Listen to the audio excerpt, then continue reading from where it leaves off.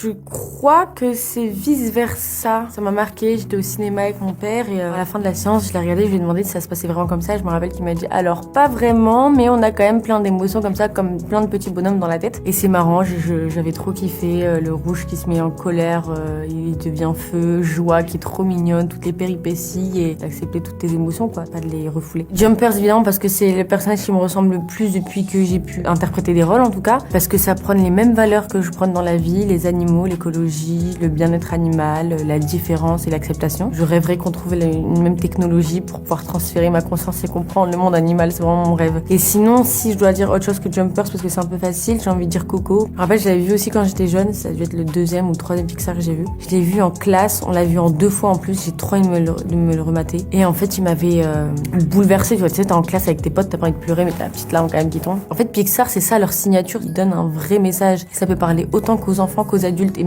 limite plus pour des adultes. Et donc Coco, j'ai trouvé ça trop beau parce que ça parle de transmission, de famille, de vie après la mort et ce sont aussi des choses qui sont dans mon quotidien.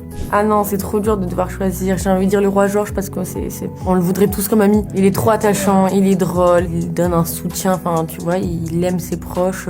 Mais c'est vrai qu'on s'attend, enfin tu sais quand ils sont tous sur la colline et qu'ils arrivent et on s'attend à un méchant. En fait, c'est tout ce qui fait la beauté des dessins animés, George. Tout ce qui fait la douceur et la patte de Pixar finalement.